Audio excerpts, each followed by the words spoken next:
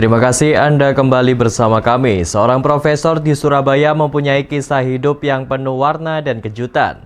Sebelum menjadi guru besar di bidang hukum dari sebuah universitas di negeri jiran Malaysia, masa mudanya dia hanyalah seorang penjual gorengan dan sempat menjadi loper koran keliling kampung di Surabaya.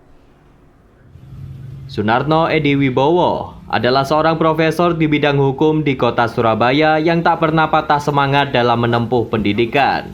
Meski di masa mudanya dulu dari latar belakang keluarga yang tidak mampu.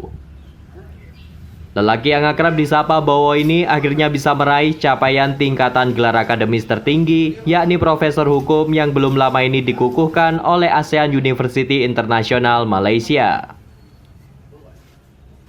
Orasi ilmiahnya yang berjudul Antisipasi Pemerintah Indonesia dalam Menanggulangi Tindak Pidana Pencucian Uang atau White Collar Crime mengantarkannya dikukuhkan sebagai guru besar di bidang hukum bisnis. Capaian tertinggi di bidang akademis ini diakui lelaki berusia 56 tahun ini tak semudah membalikkan tangan. Dia harus berjuang keras untuk menyelesaikan pendidikan tahap demi tahap, mulai dari sarjana strata 1, gelar doktor hingga profesor. Pasalnya di usianya yang muda dulu, Sunarno Edi Wibowo hidup jauh dari kata mapan, ekonominya serba kekurangan. Ayahnya seorang sopir ambulan di sebuah rumah sakit di Surabaya, sedangkan ibunya buruh cuci pakaian di kampungnya. Tak hanya itu, dia hidup bersama 10 saudara kandung. Kendati demikian, Bowo tetap bersekolah, meski dia harus membantu orang tua berjualan gorengan keliling kampung dan menjadi loper koran untuk menambah biaya pendidikan. Saya dikukuhkan sebagai guru besar di Kuala Lumpur di Universitas Asia University Internasional. Dalam arti predikat tertinggi bagi akademisi. Tapi semua itu tidak terlepas dari masa lalu. Masa lalu ini saya ini terus terang aja punya saudara 10.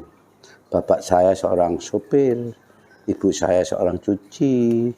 Ya cuci di Rumah Sakit Dr. Sutomo. Nah kemudian kalau sudah begitu berarti anak 10 berarti semua ini harus bertanggung jawab atas sekolahnya. Namun demikian ya akhirnya untuk mencapai suatu pendidikan tidak lain saya jualan jemblem, jualan roti goreng, jualan telo goreng dan sebagainya.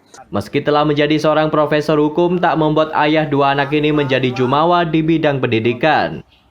Selain menjadi dosen hukum di sejumlah kampus di Surabaya, dia juga seorang advokat. Ia menghimbau kepada anak-anak yang tidak mampu dari segi ekonomi untuk tidak patah semangat dalam menempuh pendidikan. Dia berharap agar mereka terus belajar hingga jenjang pendidikan tinggi, karena dinilai penting dalam kehidupan seseorang dan masyarakat umum.